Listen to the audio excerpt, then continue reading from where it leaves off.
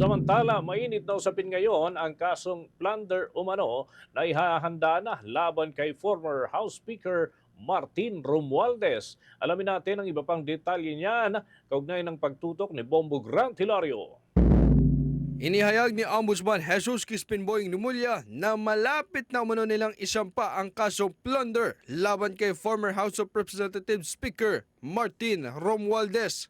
Ngunit aminadong may mga bagay pang dapat ayusin at tapusin bago formal maisakatuparan ng planong pagsasampa ng kaso.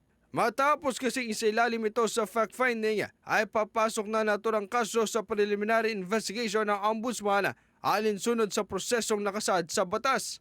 Layon anya dito na masiguro at matiyak maging ang karapatan ng mga individual na mapaparatangang akusado sa kasong iniimbestigahan. We're very close to filing the plunder charges, but we still have to cross the T's and dot some I's and probably put periods in sentences. Yun na lang, ganun kalapit na yan. That's why I didn't deliberately talk about that. Pero the cases are just about ready for preliminary investigation. Mamaya paliliwanag din ko yung concept ng preliminary investigation kung bakit kinakailangan. Kasi marami hindi nakakaunawa, but na-imbestigan nyo na, meron na naman PI. Eh, ganun po talaga ang lipunan na may sistema ng batas na pinangangalagaan ang karapatan ng bawat isang nasasakdal.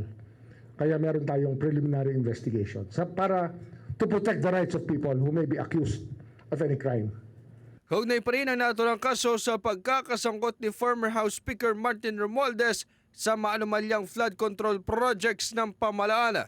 Itinuturo kasi siya bilang mastermind ng korupsyon sa flood control, kung kaya't kabilang sa mga posible at inaasang masampahan din ang kaso. Subalit sa kabila ng mga payag ni Ombudsman Remulla, hindi na ito nagbahagi pa ng tiyak na petsa kung kailan formal maihahain ang kasong plunder laban kay late 1st District Representative Martin Romualdez. Very close. We're very close to it. Kayo na naman ang iyayain namin. Siyempre, di ba? Kayo una makakaalam. Kalapit na yan. Talagang ano yan. Sabi ko sa inyo, mahirap kalaban ang maraming magagaling na abogado at maraming pera. Sabihin ko sa inyo yan. Ako, aminado ako dyan. Walang madali rito sa ginagawa namin. Walang madali rito.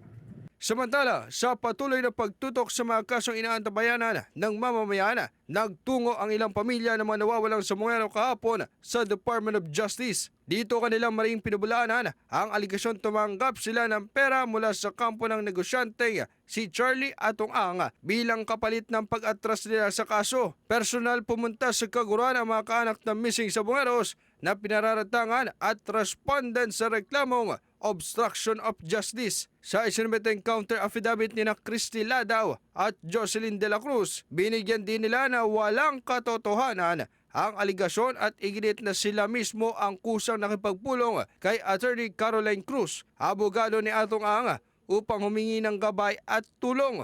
Wala raw naging utos sa miski kailingan ng abogado sa kanila upang pigilan ang kanilang pagdalo sa mga pagdinig ng missing Sabongeros case. Maliit na halagang tulong pinansyal lamang ang natanggap mula sa sariling pera ng abogado bilang ayuda umano at walang kinalaman sa pagpapaatras ng kaso. Anilay, nabaluktot at binaligtad sila ng kabilang kampo patungkol dito at hinalapay posible ang grupong nagreklamo ay siya pa umano nagtangkang humingi ng malaking halaga bilang kapalit sa pag-uurong ng kaso. Alinsunod dito'y nanindigan ng kampo ni Atong Ang na walang anumang negosasyon o alok na settlement sa mga kanak ng mga nawawalang Sabongero. Ito po si Bombo Grant Hilario and this is Bombo Radio Philippines, the #1 radio network in the country. Your trusted source of news and information. Basta Radio, Bombo!